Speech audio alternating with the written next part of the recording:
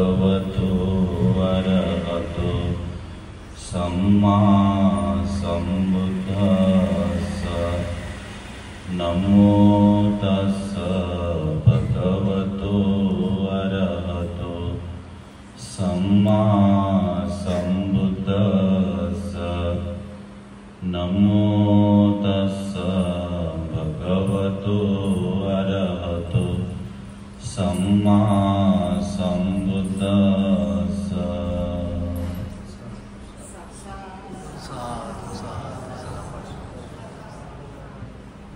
महान कारुणिक तथागत सम्यक संबुद्ध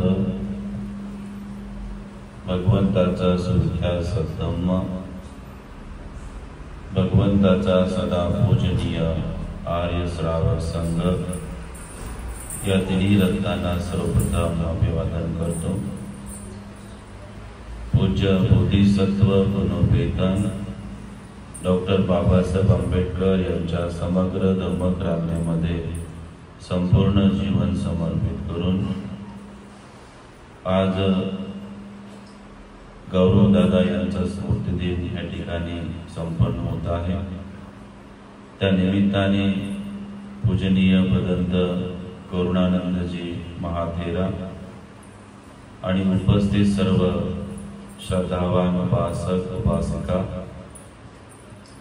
यातेगण आपल्या सर्वांच्या प्रती मंगल मैत्री आशीर्वाद भावना व्यक्त करतो। सद्धम्मामध्ये तथागत सम्यक संबुद्धांनी काही धम्मसंस्कार सांगितले आहेत आणि त्या धम्मसंस्कारामध्ये स्मृतिदिन हा एक अत्यंत महत्वपूर्ण धम्मसंस्कार मानला जातो। हा धम्मसंस्कार आपण का घ्यावा, या धम्मसंस्काराचे कारण काय आहे हे आपण जाणून घेतले पाहिजे। भगवान बुद्धाचा धम्म कार्य कारणभाव शिकवतो, म्हणजे प्रत्येक गोष्टीला काहीतरी कारण असते आणि कारणाशिवाय या जगतामध्ये या ब्रह्मांडामध्ये काही घडू शकत नाही। आणि म्हणून जे जे आपण धम्मसंस्कार घेत असतो त्या प्रत्येक धम्मसंस्काराच्या पाठीमागे एक विशेष हेतू आहे आणि विशेष काहीतरी कारण आहे, म्हणून हे धम्मसंस्कार घेतल्या जातात। 2-3 दिवसापूर्वीच मी या विषयावरती धम्मदेशना लिहिली होती, पण उपरवटाईंचा आग्रह होता की पुन्हा आपण आम्हाला त्यावरती मार्गदर्शन करावं। बऱ्याचशा लोकांनी देशना ऐकली नाही, मग तो विषय थोडक्यामध्ये सांगतो।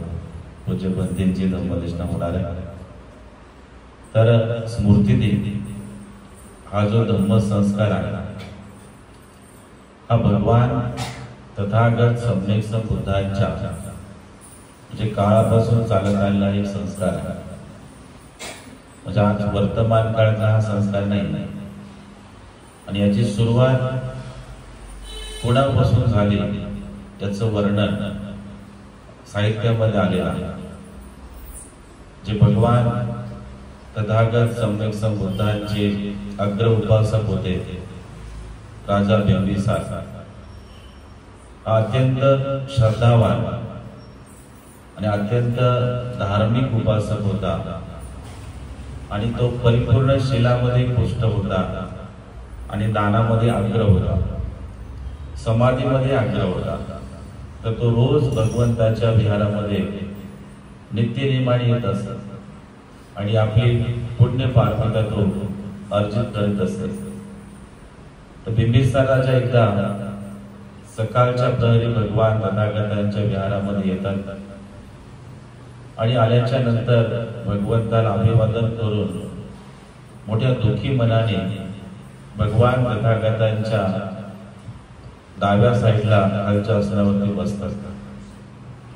भगवान तथागत सम्यक संबुद्ध बिंबिसार राजाकडे बघतात आणि बघितल्याच्या नंतर जाणतात की बिंबिसार अत्यंत दुःखी आहे. तो काहीतरी चिंताग्रस्त दिसतो त्यांना. भगवान बुद्ध त्यांना विचारतात की तुम्ही दुःखी दिसत आहात, परेशान दिसत आहात, त्याचं काय कारण आहे दुःखी होण्याचं?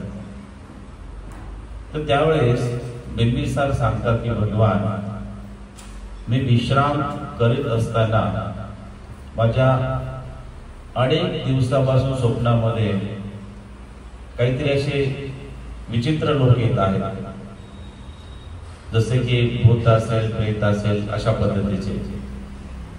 तर हे असे मला विचित्र आणि भीतीदायक स्वप्न का पडतात आणि हे जे दिसत आहे ते नेमकं काय आहे?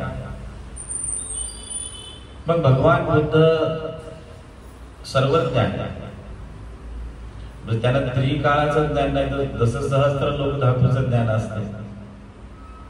मग भगवान तथागत सम्यक संबुद्ध बिंबिसार राजाला म्हणतात की जे स्वप्नामध्ये जे लोक दिसत आहेत, जे भूत प्रेत दिसत आहेत, ते दुसरं तिसरं कोणी नसून ते तुझे यातीगण आहे, जे मृत पावलेले 7 पिढीमध्ये होऊन गेलेले नातेवाईक आहेत, तेच मात्र दुर्गतीला प्राप्त झालेले आहेत. बिंबिसार म्हणतो की भगवान, माझे यातीगण असतील, मी जर इतका पुण्यवान असेल तर माझे यातीगण अशा प्रकारच्या दुर्गतीला कसे काय जाऊ शकतात, यावरती माझा विश्वास बसत नाही.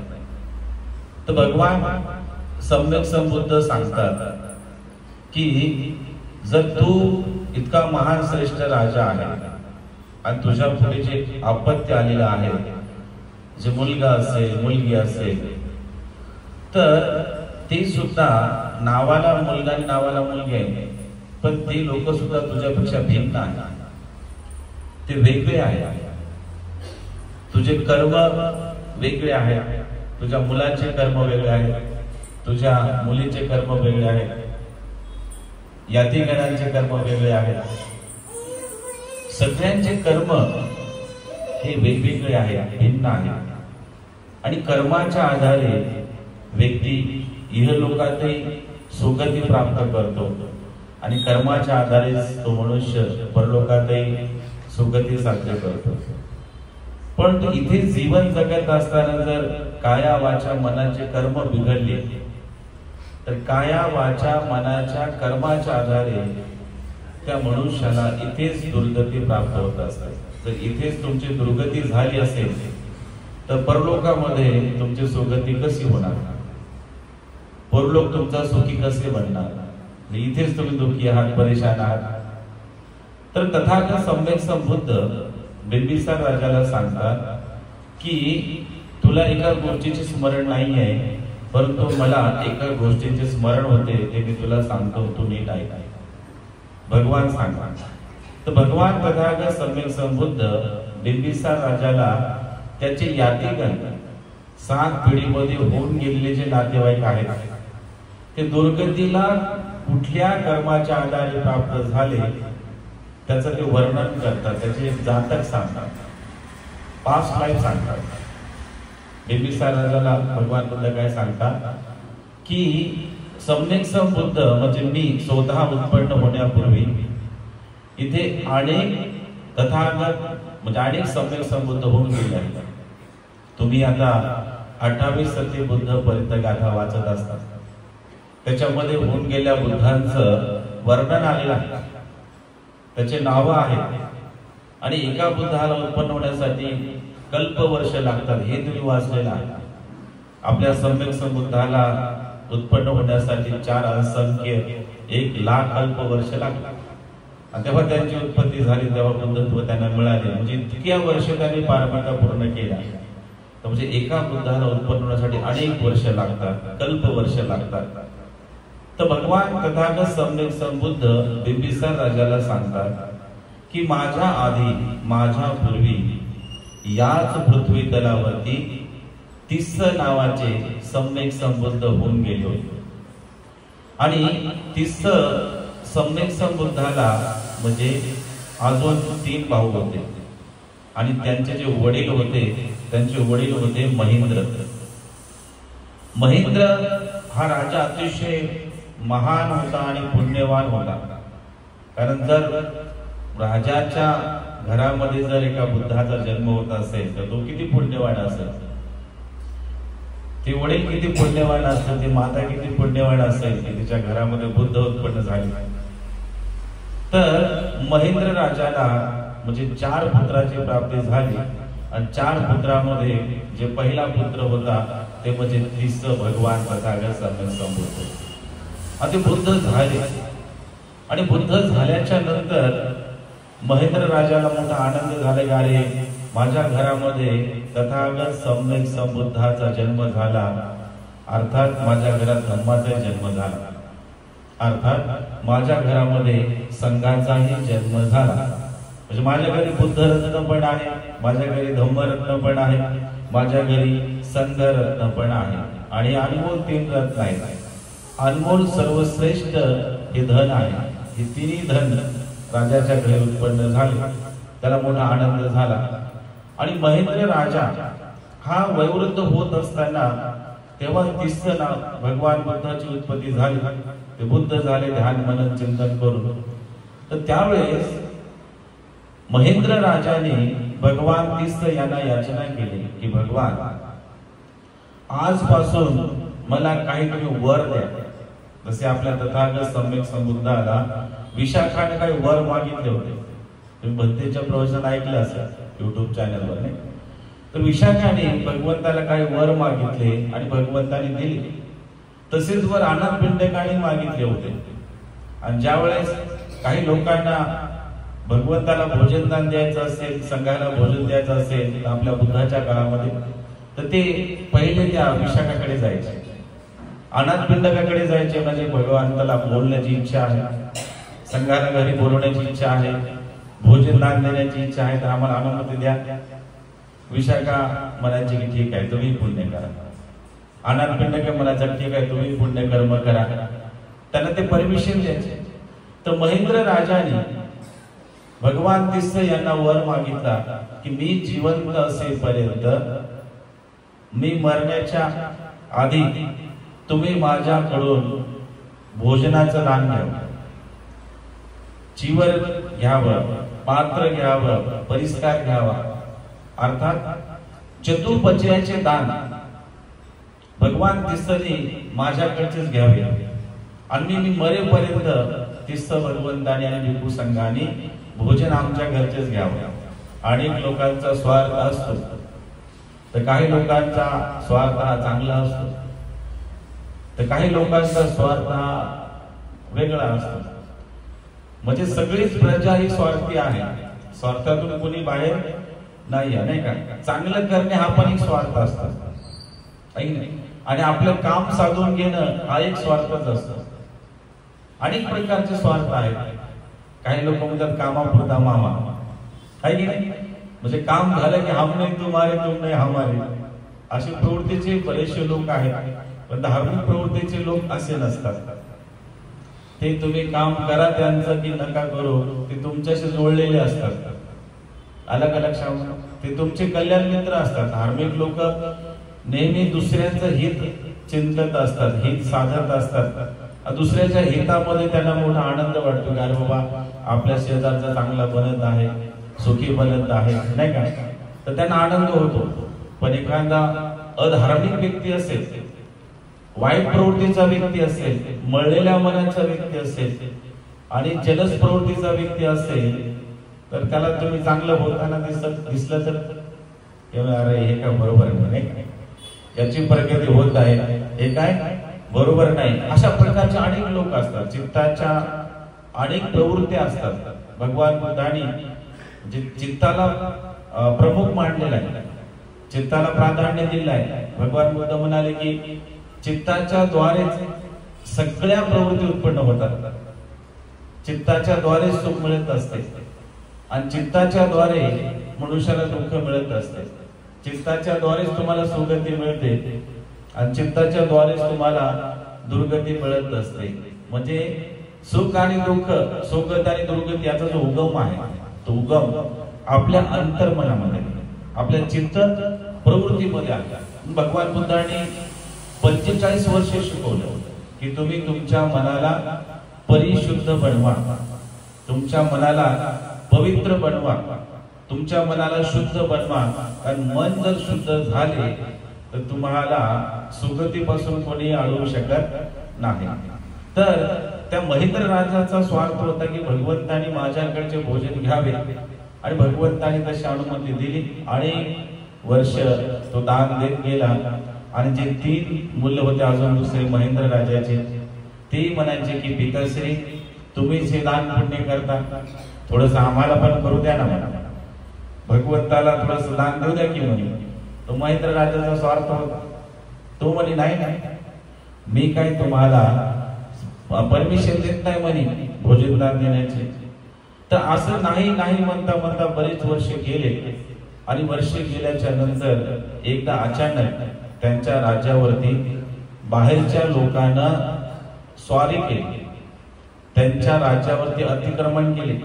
आणि अतिक्रमण केल्याच्या नंतर बरेचसे सैन्य यांचे त्याच्यामध्ये मारले गेले. महेंद्र राजाने या 3 पुत्रांना आदेश दिला की तुम्ही जा आणि आलेल्या सैन्याचा प्रतिकार करा, त्यांना तुम्ही या राज्यातून धुडकावून लावा, हकलून द्या, त्यांचा पूर्ण पराजय करा. आणि मग हे 3 भाऊ अतिशय बलाढ्य होते. आता भगवंताचे भाऊ म्हणल्याने काय, ते सुद्धा बलाढ्य होते. आणि त्यांनी हातामध्ये शस्त्र घेतले आणि बाहेरून आलेल्या सैन्यावरती प्रतिहल्ला केला. आणि प्रतिहल्ल्यामध्ये ते सगळे लोक पराजित झाले. ते सैन्य पूर्ण घाबरलं आणि तिथून पळून गेले. ते 3 भावंड घरी येतात आणि बापाला म्हणतात की आम्ही त्यांचा पूर्ण शिरछेद केला, त्यांना हाकलून लावलं, त्यांचा पराजय केला, पण आता तुम्ही आम्हाला आशीर्वाद द्या. त्यांनी काय आशीर्वाद देऊ, आम्हाला असा आशीर्वाद द्या, आमची एक अशी मनोकामना पूर्ण करा की आपल्या घरामध्ये जे राहणारे 30 भगवान बुद्ध आहेत, त्या 30 भगवान तथागताला भोजन दान देण्याची संधी द्या मला. तर ते म्हणले किती वर्ष, किती दिवस. तर हे 3 भावंड म्हणतात की आम्हाला 30 भगवान बुद्धाला 7 वर्षापर्यंत भोजनाचं दान द्यायचं आहे. 7 वर्ष आम्हाला संधी द्या. राजा महेंद्र घाबरला. 7 वर्ष, जर 7 वर्ष तुम्हाला दिले तर 7 वर्ष पुण्य कर्मापासून मी वंचित राहिला. 7 वर्ष मी पुण्य कर्मापासून वंचित राहिला.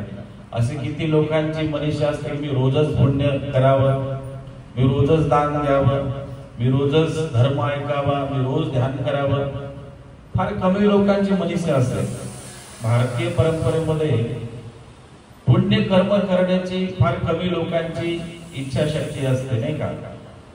परंतु विदेशामध्ये जर तुम्ही आजही अभ्यास केला, तुम्ही श्रीलंकेमध्ये जा, तुम्ही थायलंडमध्ये जा, ब्रह्मदेशात जा, हे 3 देश जे आहेत ते थेरवादी परंपरेचे आहेत.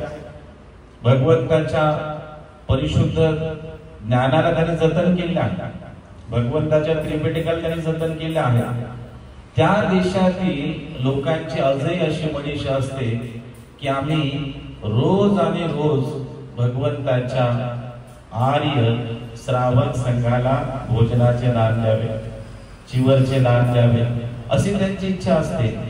मी श्रीलंकेमध्ये 2006 एक वर्षावास केला.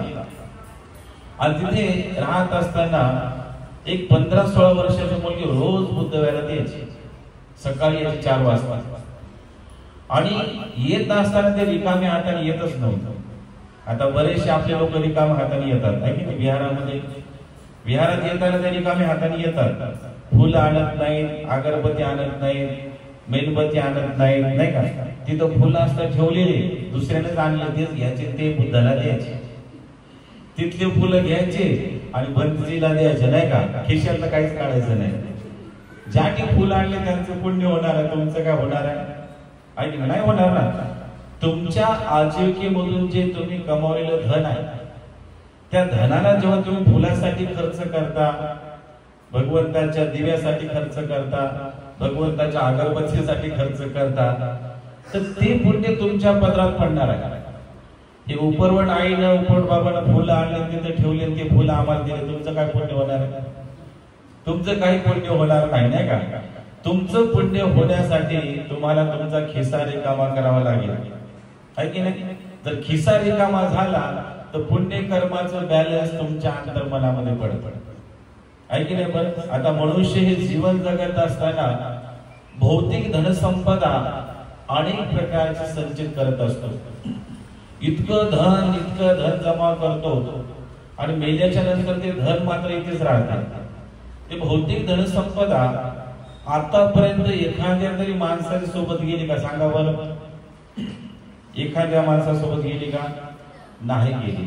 भगवान बुद्ध म्हणतात की भौतिक धनसंपदा मृत्यूच्या उपरांत इथेच राहत असते, परंतु मृत्यूच्या पश्चात एक धन आपल्या सोबत येत असते, ते म्हणजे चित्ताच्या द्वारे एक धन तुमच्या सोबत येत असते. थोडासा साईडला जातो, एक गोष्ट सांगतो की भगवंताच्या काळामध्ये सुवर्णकाळ अतिशय श्रीमंत व्यक्ती होता. इतका श्रीमंत होता की तो जीवन जगताना 100 वर्षाचा झाला आणि आता तो मरायला लागला. आणि मरायला लागल्याच्या नंतर घरचे लोक म्हणले की अरे बाजूला विहार आहे, भगवंताला घरी बोलू, भिक्खू संघाला थोडस घरी बोलू आणि बापाच्या दीर्घायुष्यासाठी थोडीशी प्रार्थना करू. भगवंत आले, भिक्खू संघ आला, भगवंताला भोजन दान दिले आणि भोजन दान दिल्याच्या नंतर त्या घरातले लोक भगवंतापुढे हात जोडून असं केविलवाणी तोंड करून एकदम चित्तामध्ये करुणा उत्पन्न करून मैत्री उत्पन्न करून म्हणाले की भगवान आमचा बाप फार श्रीमंत आहे, त्याच्याकडे अनेक सोन्याचे, चांदीचे, हिऱ्याचे, माणिक मोत्याचे दुकान आहे आणि तो आता 100 वर्षाचा झाला आणि आता मरत आहे. म्हणे भगवान वडिलांच्या दीर्घ आयुष्यासाठी थोडीशी मंगल कामना करता का? थोडी करा म्हणे मंगल कामना. भगवान बुद्ध त्याच्याजवळ गेले आणि म्हणाले की उपासक तुम्हाला बरं वाटते का?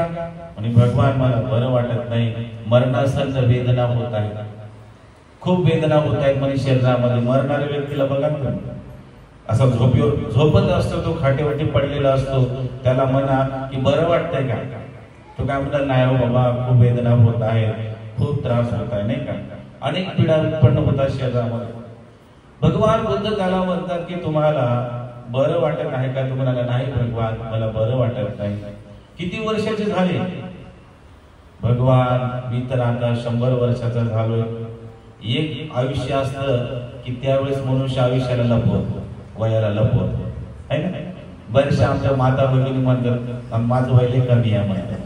ते काय आहे काय माहित, अजूनही कळत नाही, खरं सांगतच नाही, है ना? बरेचसे महिला सांगतच नाहीत खरं.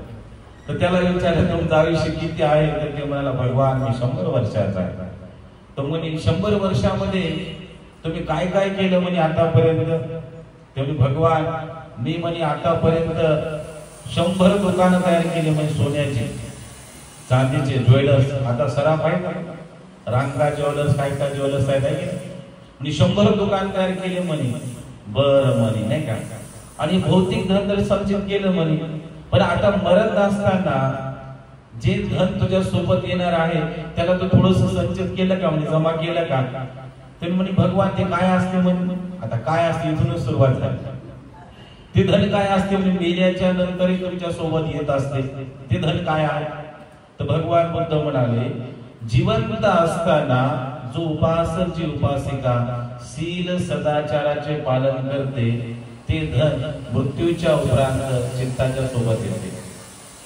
जे उपासक उपासिका जिवंत असताना दान कर्म करतात, सम्यक समाधीचा अभ्यास करतात, सेवा कर्म करतात, आई वडिलांच्या प्रती आदर ठेवतात, वृद्धांच्या प्रती आदर ठेवून त्यांची सेवा करतात, हेच पुण्य कर्म मृत्यूच्या नंतर तुमच्या चित्त शक्ती सोबत येत असते. तू हे संचित केलं का?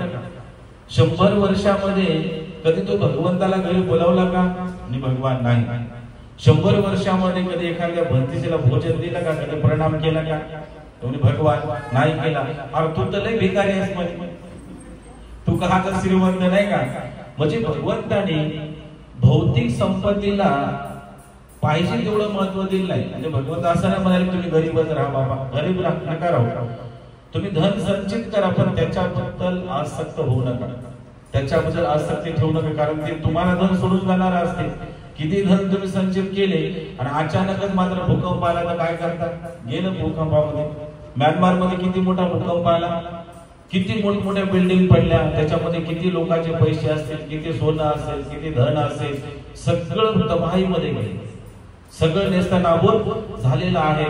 भगवान फक्त हेच सांगतात की भौतिक धन एक तर भूकंपामध्ये जाते, एक तर आगीमध्ये पेटत असते, नाहीतर पाण्यामध्ये जात असते, नाहीतर चोर चोरी करून घेऊन जात असतो, नाहीतर नातेवाईकाची नजर लागली तर मग काय खरंच नाही, तुमच्याकडे काहीच राहत नाही. भगवान बुद्ध म्हणाले की जे धन तुझ्या सोबत येणार नाही ते धन मात्र तू जमा केलेलं आहे, पण जे धन तुझ्या सोबत येणार होतं ते धन तू काही जमा केलेलं आहे. तू अति आणि अति भिकारी आहेस, तुझ्या सोबत पुण्य काहीच नाही. हा देह सोडल्याच्या नंतर तुला खूप मोठा प्रवास करायचा आणि प्रवास करत असताना तुझ्याकडे तिळभरही पुण्य पाथेय नाही, तुझ्याकडे तिळभर पुण्य नाही म्हणाले. आणि जर तिळभर पुण्य पाथेय नसेल, पुण्यकर्माची शिदोरी तुझ्याकडे नसेल, तर तुझा प्रवास किती खडतर होईल, तुझा प्रवास किती कठीण होईल. तुला भूक लागली तर काय खाणार? पुण्यपाथी तुझ्याकडे नाही आहे ना. पुण्यपाथीच्या आधारे मनुष्याच्या चित्ताला लगेच दुसरी गती मिळते, पण पुण्यपाथी नसेल तर ते चित्त सदा सर्वदा भटकत राहते. अनेक भटकणारे लोक आहेत नाही का? तर भगवान बोलतो त्याला हे सांगतात की तुझ्याकडे पुण्यपाथेय काहीच नाही, तुझा प्रवास खूप कठीण आणि दुर्मिळ असा प्रवास तुझा होणार आहे. तर तू 100 वर्षापर्यंत जर पुण्य संचित केले असते तर कदाचित तुझ्या जीवनाला याच जीवनामध्ये सुगती मिळाली असती. महेंद्र राजा या 3 मुलांना म्हणतो की तुम्हाला किती दिवसासाठी ही संधी पाहिजे भगवान दिसायला भोजन दान देण्याची? मोठा मुलगा म्हणाला, भगवान वडील पिताश्री मला 7 वर्षाची संधी पाहिजे. 7 वर्ष देत नाही म्हणे, मोठा कालावधी बाबा म्हणे नाही का, मला सवय झाली म्हणे भगवंताला दान देण्याची, भिक्खू संघाला दान द्यायची मला सवय झाली आहे की नाही, तर मी काय तुला ती 7 वर्ष संधी देत नाही. मग दुसरा मुलगा म्हणाला, पिताश्री 6 वर्ष तरी द्या ना. तर ते म्हणे 6 वर्ष पण देत नाही. मग 5 वर्ष तरी देता का म्हणे 5 वर्ष पण देत नाही. 4 वर्ष, 3 वर्ष, 2 वर्ष, 1 वर्ष. बाप म्हणे अजिबात तुम्हाला एवढे वर्ष मी पुण्यकर्म करण्याची संधी देत नाही, मीच भगवंताला भोजन देईल. शेवटी सगळे घरातले नातेवाईक म्हणाले, अहो काही दिवसासाठी तरी द्या ना संधी त्यांना. मग तो महेंद्र राजा म्हणाला की मी यांना संधी देतो, या मुलाला 1 महिन्याची, दुसऱ्या मुलाला 1 महिन्याची आणि तिसऱ्या मुलाला 1 महिन्याची. 3 भावंडाला 1 महिना पुण्यकर्म करण्याची संधी मी देतो. 3 महिन्यामध्ये जे पुण्यकर्म करायचं ते तुम्ही करू शकता. आणि ही संधी मिळाली याची घटना खुश झाले. ते 3 महिने तर 3 महिने आपण भगवान दिसायला भोजनाचं दान देऊ, चिवर दान देऊ, परिष्कार दान देऊ असं त्यांनी संकल्प केला. आणि भगवान ज्या दिवशी त्यांच्या घरी येणार होते त्या दिवसापासून त्यांनी दशशील पालन करायला सुरुवात केली. त्या दिवसापासून त्यांनी ध्यान करायला सुरुवात केली आणि दान तर होणारच होतं. आणि हे सगळं करत असताना भगवान तीस यांच्या समवेत 90,000 बंदीजी होते. 1 नव्हते, 2 नव्हते, 3 नव्हते, 90,000. आणि 90,000 भिक्खू संघ या तिघाही भावंडाच्या घरी भोजनाला येणार होता. तर यांच्या घरामध्ये जवळजवळ 30,000 लोक किचन मध्ये काम करत होते, स्वयंपाक बनवायचं. आणि एक भांडारिक होता, तो राशन घेऊन यायचा. आणि 3 भावंड आणि यांचे नातेवाईक जवळजवळ 30,000 होते. हे सगळे काय करायचे, भगवान तीर्थसाठी भिक्खू संघासाठी भोजन तयार करायचे. भोजन तयार करत असताना त्या भोजन दानामध्ये त्यांची इतकी श्रद्धा असायची, खूप आनंद असायचा. बऱ्याचशा माता भगिनी भंतेच येणार म्हटलं किती तयारी करतात. आता कालपासून आमचे उपरवट परिवार म्हणजे भंतेजी येणार आहे, आणि भंतेजी येणार आहे तर मग ते सगळ्या गोष्टी विसरले की अरे आपल्याकडे बुद्ध पुत्र येणार आहे, तर त्यांच्या भोजनाची तयारी करा, त्यांच्या स्वागताची तयारी करा. किती मोठा आनंद असतो. म्हणजे बुद्ध पुत्र येत असताना आपण सगळ्या गोष्टी विसरत असतो आणि परिपूर्ण मन त्या श्रद्धेमध्ये आपलं बांधल्या जाते, त्या आनंदामध्ये आपलं मन बांधलं जाते. भंतेजी येणार आहे तर स्वागत करा, हे करा, ते करा, आहे की नाही. आणि त्या तिघही भावंडांनी पूर्ण तयारी केली आणि पहिल्या दिवशी भगवान 30 आणि 90,000 भंतेजी त्या घरी आले. भगवंताला आणि भिक्खू संघाला भोजनाचं दान दिलं गेलं.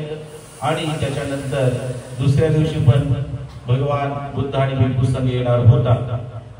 तर जे किचन मध्ये काम करणारे लोक होते 30,000, त्या 30,000 लोकांमध्ये त्या लोकांचे काही छोटे छोटे मुलं होते, छोटे छोटे मुलं की त्यांना ते स्वयंपाक करत असताना त्या स्वयंपाकाचा वास घेऊन त्यांना लय भूक लागायची, है ना. काही काही लोकांना असतं बघा तसं, नाही का. तिकडं शिजत असं कार्य कधी होते, नाही का, लय चांगला वास याला, अशी चित्ताची प्रवृत्ती आहे. आणि त्या मुलांना ते सुगंध यायचा जेवणाचा, आणि ते मुलं म्हणायचे की बाबा आम्हाला भूक लागली, आम्हाला जेवण द्या. या 30,000 लोकांना अंदाज आला होता अरे काल भगवान दिसा आले, भिक्खू संघाला जेवून गेला, तर जेवण खूप उरलेलं होतं, भोजन खूप उरलेलं होतं. भगवान बुद्ध फार कमी जेवतात आणि भिक्खू संघ फार कमी जेवतो हे त्यांना समजले. आणि त्यांनी काय केलं माहिती आहे का, दुसऱ्या दिवशी स्वयंपाक बनवला. भगवान दिस यांना भोजनाचं दान देण्याच्या आधीच, भिक्खू संघाला भोजनाचं दान देण्याच्या पूर्वी त्या लोकांनी काय केले, किचन मधल्या लोकांनी सर्व आपल्या मुलांना, आपल्या म्हाताऱ्या कोताऱ्या लोकांना भोजनाचं दान दिलं. बुद्ध बाजूलाच राहिले, भिक्खू संघ बाजूलाच राहिला आणि या घरच्या लोकांची पोट भरणं सुरू झाले. परत मग भगवान आले तर जे खरकटे हात त्या जेवणाला लागले होते तेच जेवण तथागत तीस यांना दिले. अर्हंत भिक्षूंना ते भोजन दान दिले. तुमच्या भाषेमध्ये उष्ट भोजन आहे की नाही, तुमच्या भाषेमध्ये उष्ट जेवण, खरकट्या हाताचं जेवण भगवंताला आणि भिक्खू संघाला दिले. आणि भगवान तीर्थनी आणि भिक्खू संघाने भोजन ते ग्रहण केले. तर 3 महिन्यापर्यंत हा कालावधी होता जेवणाचा. हे लोक रोज तसे करायचे. बुद्धाला भोजन देण्याच्या आधी, भिक्खूंना भोजन देण्याच्या आधी स्वयंपाक तयार करायचे, स्वतःच खायचे आणि नंतर बुद्धाला संघाला द्यायचे. तर हा एक कर्म विभाग तयार झाला. इतक्या कर्माच्या गाठी त्यांच्या बनल्या, खूप कर्माच्या गाठी बनल्या. बरेचसे लोक कर्माला घाबरत नाही आणि त्याचे विपाक आले की मग मात्र पश्चाताप व्यक्त करतात, मग खेद व्यक्त करतात की अरे आमच्या जीवनामध्ये असं काय झालं, तसं काय झालं. अज्ञान वशपणामध्ये ते कर्म घडून जातात, कळते नाही. काही काही लोक खूप स्मृतिमान असतात, ते सावधपणे जगतात, ते कर्म घडू देत नाहीत. त्याला माहित आहे हे कर्म घडले की त्याचे असे विपाक असतात. पण ज्याला विपाक माहित नाही ते कर्म कितीही करत राहतात. पुढचा जन्म कोणी पाहिला म्हणतात खा प्या मौज मजा करा, ऐश आराम करा, जिंदगी एकदम सुखाची घा, आहे की नाही. इतकी सुखाची जिंदगी असते, ते कर्म बनत बनत जातात आणि त्याचे मात्र घडे भरतात कर्माचे. आणि कर्माचे घडे एकदा भरले की त्याचे विपाक यायला सुरू होत असतात. फळ परिपक्व झालं की त्याच्यातून रस बाहेर येतो, हा एक निसर्ग नियम आहे. आणि कर्माचा घडा जोपर्यंत भरत नाही तोपर्यंत त्या माणसाला इतका आनंद वाटतो, त्याच्यामध्ये इतकी रुची वाटते, त्याच्यामध्ये तो तल्लीन होतो की अरे हे चांगलं आहे, हे चांगलं आहे, हे चांगलं आहे. आणि जेव्हा घडा भरला आणि त्याचे विपाक यायला लागले की अरे हे वाईट आहे, हे वाईट आहे, हे वाईट आहे, असं तो व्यक्ती म्हणत असतो. मग तेव्हा त्याचे डोळे उघडतात. अनेक प्रकारचे संकट, अनेक प्रकारचे दुःख, अनेक प्रकारचे आपत्ती विपत येत असते. मग तेव्हा त्याचे डोळे उघडतात, अरे हे मी असे करायला पाहिजे नव्हते, मी तसे करायला पाहिजे नव्हते. पण ते वेळ आणि काळ निघून गेलेला असतो आणि त्याच्यानंतर त्याला समज येते. मग ती समज काय कामाची. तर भगवान बुद्ध म्हणाले की तुम्ही त्वरित सावध झाले पाहिजे, तुम्ही त्वरित स्फूर्तिमान झाले पाहिजे, त्वरित मात्र सजग होऊन या गोष्टीला जाणले पाहिजे. मी असे केले तर याचा विपाक असा येणार आहे. हे कुणाला कळते बाबा. जे लोक स्मृतिमान असतात, जे लोक धार्मिक असतात, जे लोक ध्यानी असतात, आपण काय ध्यानावर नाही, त्याच्यामुळे कळत नाही. आता बरेचसे लोक ध्यानावर येऊ लागले. या विहारामध्ये आदरणीय पाटील साहेब ग्रंथ वाचन करतात आणि तो साधा सुद्धा ग्रंथ नाही. लोक आणि परलोक नाही का, कर्म आणि कर्माचे विपाक ह्याच गोष्टी आहेत. मग लोकांचे आता डोळे उडू लागले, अरे हे असं नाही केलं पाहिजे, 4 अपायगतीपासून वाचलं पाहिजे. 31 प्रकारचे लोक समजू लागले. जसं सहस्त्र लोक धातू समजू लागले. शील पालन केलं त्याचा हा विभाग आहे, दान दिलं तर त्याचा हा विभाग आहे, ध्यान केलं तर त्याचा हा विभाग आहे, भिक्खूची निंदा केली, नालस्ती केली तर असा प्रकारचा विभाग येतो म्हणजे येतो. माना की नका मानू नाही का. ज्या व्यक्तीच्या अंगावर चिवर आहे, धर्मदोष आहे, त्याची जर तुम्ही द्वेषानं निंदा केली, राग केला, ईर्ष्या केली तर ते कर्म तुम्हाला सोडत नाही. भगवान बुद्ध म्हणतात जे पेरलं ते उगवत असते. आंबा लावला आंबाच येणार ऐक नाही, डाळिंब लावलं तर डाळिंबच येणार, ऊस लावला तिथं ऊसच येणार ऐक नाही. जे तुम्ही देत असता ते तुम्हाला रिटर्न मात्र मोठ्या प्रमाणात येत असते ऐक नाही. तुम्ही करून बघा, तुम्ही फक्त निंदा करून बघा. एका चांगल्या व्यक्तीची निंदा करा, 10 लोक तयार होतात तुमची निंदा करणार. तुम्ही एका चांगल्या व्यक्तीची प्रशंसा करा, एखाद्या चांगल्या व्यक्तीला खूपच चांगलं म्हणा, 100 लोक तयार होतात 10 पटीने जास्त. अरे उपरवट आहे लय चांगलं आहे, अरे उपरवट बाबा लय चांगले आहे. तुम्ही फक्त चांगलं म्हणा, दुसऱ्याला चांगलं म्हणा, 100 लोक तुम्हाला चांगलं म्हणत असतात आणि तुम्ही पेरत बसा, हे चांगलं नाही, ते चांगलं नाही, ती तर बिलकुलच चांगली नाही. आणि तो माणूस आरडते गेलेली केस आहे आणि तो कसा बाबा ते पाहिजे ऐक नाही. बरं दुसऱ्याला आपण नावं ठेवतो, दुसऱ्याची निंदा करत असतो, दुसऱ्याला कमी लेखत असतो. पण भगवान बुद्ध म्हणतात दुसऱ्याची निंदा करणं हे खूप सोपं आहे, दुसऱ्याचे दोष बघणं हे खूप सोपं आहे. स्वतःचे दोष बघणं, स्वतःला आरशात बघताना, आरशात बघता की नाही, तसंच तुम्ही तुमच्या दोषाला बघा बरं.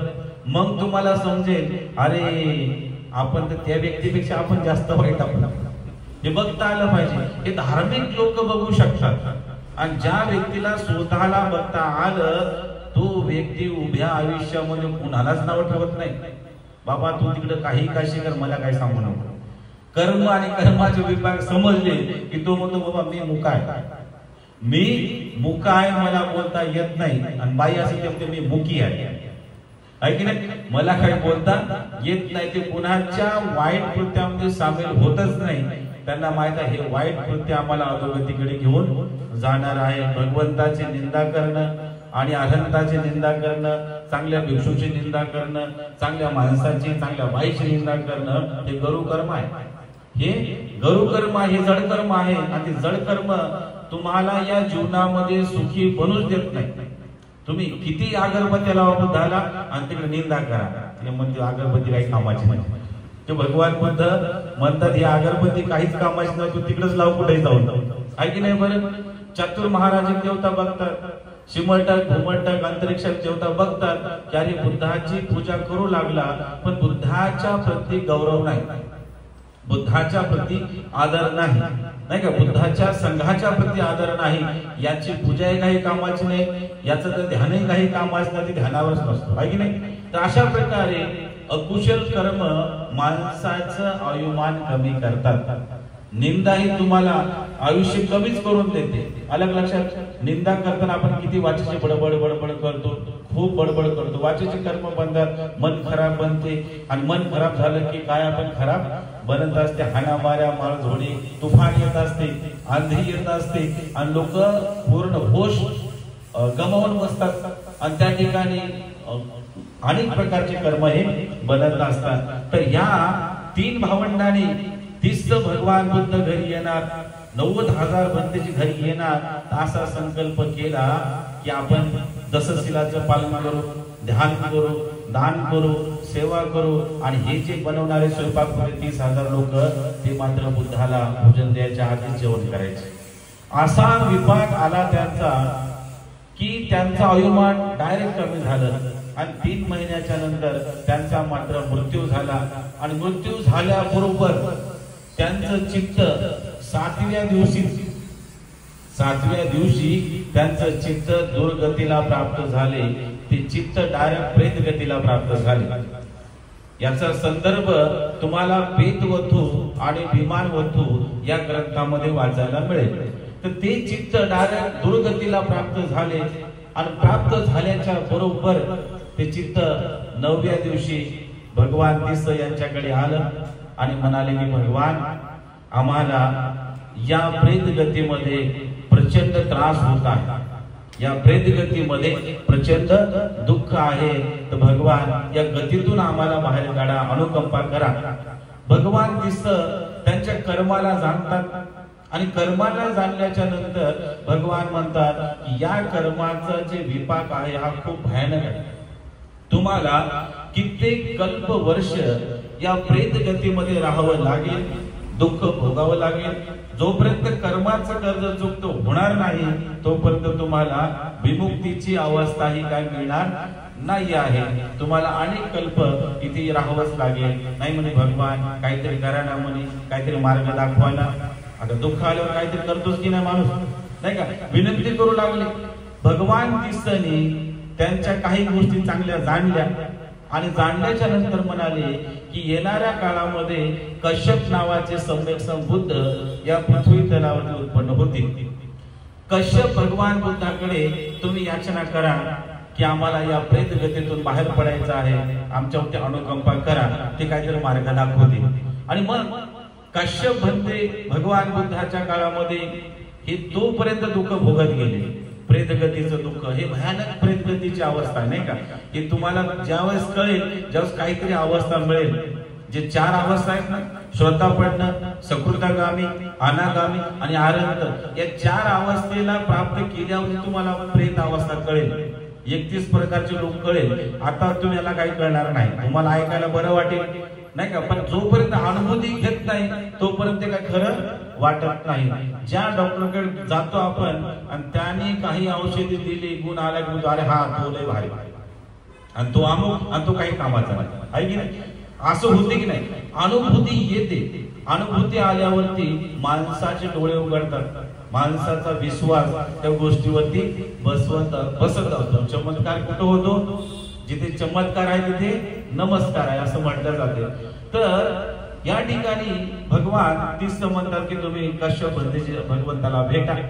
आणि मग कश्यप भगवंताची उत्पत्ती झाली कल्प वर्षानंतर आणि हे सगळे प्रेत कश्यप भगवंताला हात जोडून विनंती करतात की भगवान आम्हाला मुक्तीचा मार्ग दाखवा, आमच्यावरती अनुकंपा करा।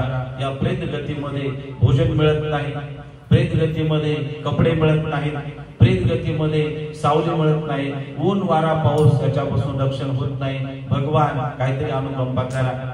कश्यप भगवान त्यांचं कर्म जाणतात आणि कर्म जाणल्याच्या नंतर ते त्या प्रेत लोकांना म्हणतात की मी तुम्हाला या गतीतून मुक्त करू शकत नाही। भगवान बुद्ध तिस हे सुद्धा मुक्त नाही करू शकले, काश्यप भगवान बुद्ध सुद्धा त्यांना मुक्त नाही करू शकले। आणि मग काश्यप भगवान म्हणतात की येणाऱ्या पुढच्या काळामध्ये तथागत सम्यक संबुद्ध यांचा जन्म होणार आहे, जे म्हणजे आपले सिद्धार्थ गौतम। तुम्ही त्यांना भेटा आणि त्यांना भेटल्याच्या नंतर ते तुमच्यावरती अनुकंपा करतील। आणि मग हे आपल्या भगवंताची वाट पाहत होते। मग आपल्या भगवंताची उत्पत्ती झाली आणि उत्पत्ती झाल्याच्या नंतर हे डायरेक्ट भगवान तथागत सम्यक संबुद्धाला भेटू शकले नाही। भगवान बुद्धाला भेटण्यासाठी तेवढं पुण्य लागतं। यांच्या पारमिता महान होत्या, खूप पारमिता होत्या त्यांच्या, खूप त्यांच्या उपपारमिता होत्या आणि त्याच्यामुळे यांचं जे बल होतं, यांचं जे तेज होतं हे अफाट तेज होतं। भगवंताला मार हारू शकत नाही, नाही का। तर यांचं इतकं महान तेज होतं तर ते प्रेत लोक डायरेक्ट भगवंताला भेटले नाही, तर ते प्रेत लोक कुणाला भेटले? बिंबिसार राजाला। आणि ते कसे भेटले? डायरेक्ट नाही, स्वप्नात भेटले आणि 11 विकार रूप धारण करून त्या राजाला दिसू लागले। राजा घाबरू लागला आणि मग तो राजा आपल्या भगवंताला म्हणतो भगवान हे प्रेत लोक काय आहेत? मग भगवान बुद्ध म्हणाले अरे ते प्रेत लोक नाहीत बाबा, तुझे नातेवाईक आहेत।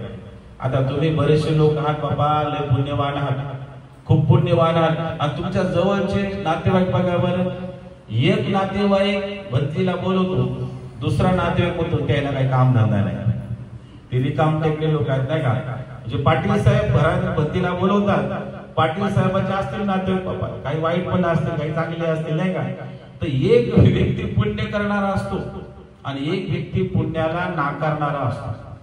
अलग लक्षामध्ये अशा प्रकारचे लोक असतात.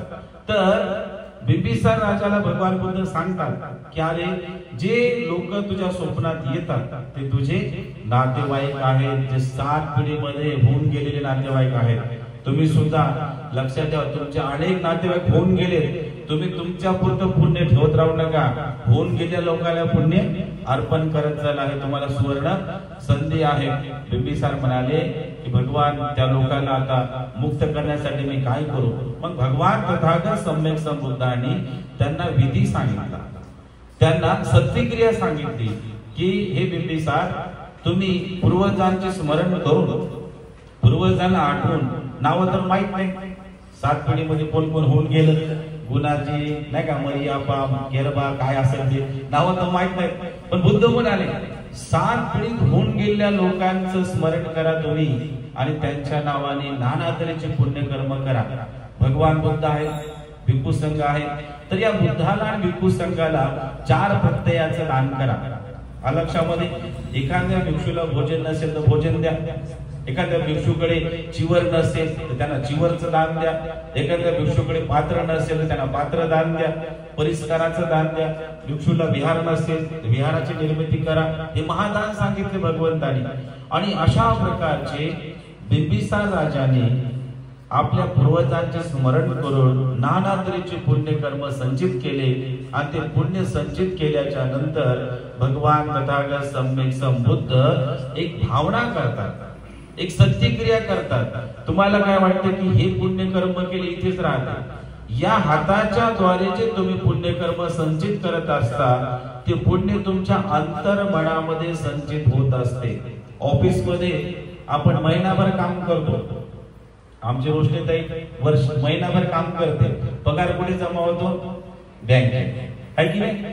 म्हणजे शरीर तिकडे काम करते, पैसे दुसरीकडे जमा होतात, आहे की नाही? या कायेच्या द्वारे जे जे तुम्ही कर्म करता, कुशल कर्म करता, पुण्य कर्म करता, हे पुण्य कर्म तुमच्या अंतर्मनामध्ये स्टोर होत असतात, संचित होत असतात, आहे की नाही? कायेचे कर्म चित्तामध्ये संचित होत असतात आणि तेच पुण्य कर्माला तुम्ही अर्पण करू शकता. भगवान म्हणाले हत्तन हत्तंती, हाताने हाताच्या द्वारे पुण्य कर्म करू शकता. दुसरं चित्तन चित्तंती, चित्त आणि चित्ताच्या द्वारे पुण्य कर्म हे अर्पण करू शकता किंवा संचित करू शकता. या हाताने पुण्य केलं, मनात जमा झालं, मग हे अर्पण कसं करायचं? तर बुद्ध म्हणाले आता आपण सत्यक्रिया करू. काय सत्यक्रिया केली भगवंताने? बिंबिसार राजाने 7 पिढी होऊन गेलेल्या आपतेष्टी यातीगणांच्या स्मरणार्थ जे काही पुण्य संचित केले ते सर्व पुण्य कर्म आम्ही त्या यातीगणाला अर्पण करतो. ते यातीगण जिथे जिथे उत्पन्न झाले असते त्यांनी आजच्या या पुण्यकर्माचं म्हणजे या पुण्यकर्माला ऍक्सेप्ट करावं, या पुण्यक्रमाला ग्रहण करावं आणि आपली सुगती साधून घ्यावी अशी भावना तथागत सम्यक संबुद्ध करतात. आणि तेच पुण्य तरंगाच्या आधारे त्या प्रेत गतीत प्राप्त झालेल्या लोकांना मिळत असते आणि या पुण्याच्या आधारे त्यांची प्रेत गतीतून सुटकाही होत असते आणि हे पुण्य त्यांच्या कामी पडत असते. आणि तेव्हापासून हे पुण्य स्मरण करण्याचा धम्म संस्कार निर्माण झाला. भगवंतांनी सांगितलेला आहे अलक्षामध्ये. आणि हा पहिला पुण्य संस्कार कुठे झाला? राजगिरी, आहे की नाही? त्या ठिकाणी हा पहिला पुण्य स्मरण दिवस साजरा करण्यात आला. आणि तेव्हा भगवान बुद्ध समग्र मानव जातीला सांगतात की जे कोणी तुमच्या घरामध्ये यातीगण मृत पावत असतात तर त्यांचे स्मरण करून तुम्ही चांगल्या भिक्षूंना घरी आमंत्रित करून नाना तऱ्हेचे पुण्य संचित करावे आणि पुण्य कर्म संचित केल्याच्या नंतर त्याच्यावरती सत्यक्रिया करावी. हे पुण्य आम्ही आमच्या यातीगणांना अर्पण करतो. जिथे कोठे असतील त्यांनी हे पुण्य ऍक्सेप्ट करावं. तरंगाच्या आधारे हे पुण्य त्यांच्या चित्ताला प्राप्त होत असते आणि त्यांना याच्यातून मात्र सुगतीचा, निब्बाणाचा, दुःखमुक्तीचा, भवचक्रातून मुक्त होण्याचा मार्ग हा मिळत असतो।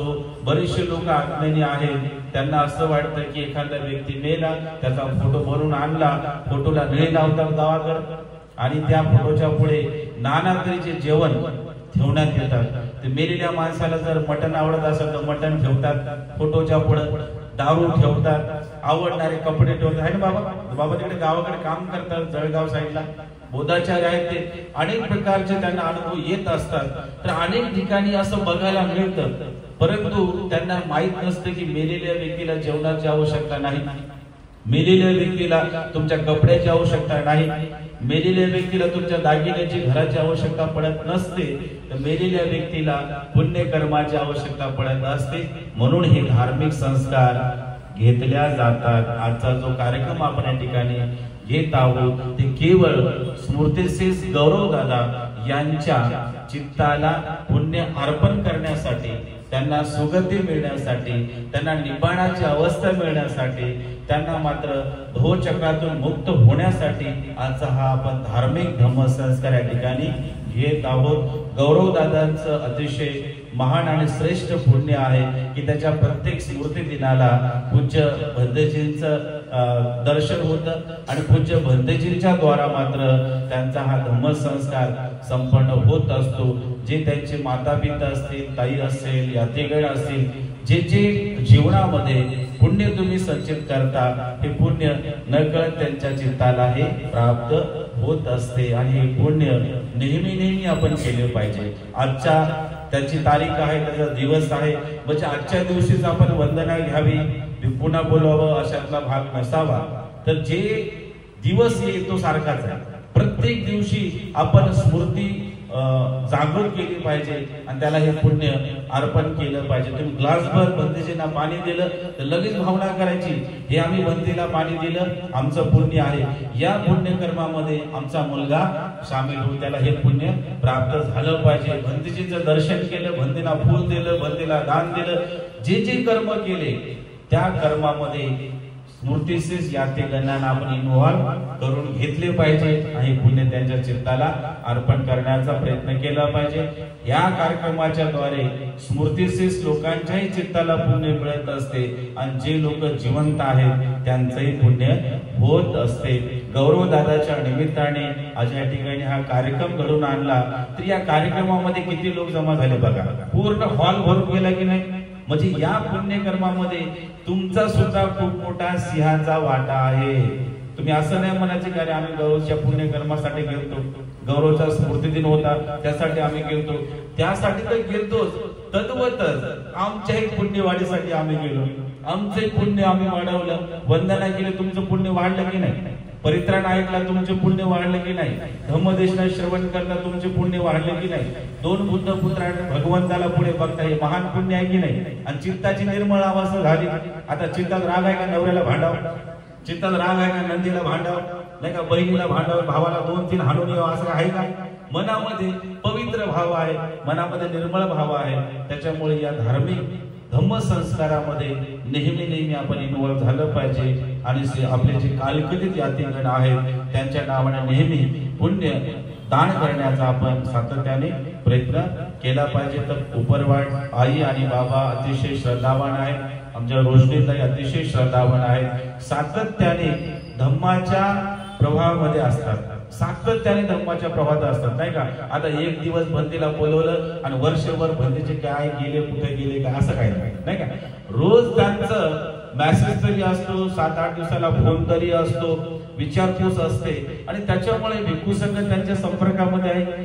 तुमची श्रद्धा हे भिक्खू संघाला तुमच्याकडे आकर्षित करत असते। आज पूज्य करुणानंदजी फेरो हे खूप व्यस्त असतात आणि केवळ पुण्यामधूनच त्यांना बोलवले जाते असे नाही, तर महाराष्ट्र आणि महाराष्ट्राच्या बाहेरूनही भंतेजींना निमंत्रण असतात नाही का। परंतु प्रत्येक ठिकाणी जाणे शक्य नाही आहे, एकटा जो कुठं जाणार आणि एकटा जो किती लोकांना बोलणार बरं नाही का। तरी पण भंतेजी करुणा भावनेतून, त्यांचं नाव करुणानंद आहे, तर करुणा भावनेतून अनेक लोकांवरती करुणा करतात, अनुकंपा करतात, त्यांना वेळ देतात। बंतेजींना आईने अचानक फोन केला की बंतेजी गौरव दादाचा स्मृती दिन आहे, तर बंतेजी खूप व्यस्त होते, मंत्रालयात काल त्यांचं कामही होतं, पण सकाळी सकाळी आज बंतेजी इथे आले आणि इथे येऊन आपल्याला आता मार्गदर्शन करणार आहेत। मला वाटतं मी जास्त वेळ घेतला नाही का, तर काय हरकत नाही। तर आपण सगळ्यांनी ऐकून घेतलं। आपल्या सगळ्यांच्या प्रति मंगल मैत्री आणि गौरव दादांच्या प्रति मंगल मैत्री व्यक्त करतो आणि आजचे सर्व पुण्य गौरव दादाच्या चित्तशक्तीला मी अर्पण करतो। त्यांनी आजच्या या पुण्यकर्माला धारण करावे आणि आपली सुगती साधावी। भवतु सब मंगल, सर्वांचे जय मंगल हो।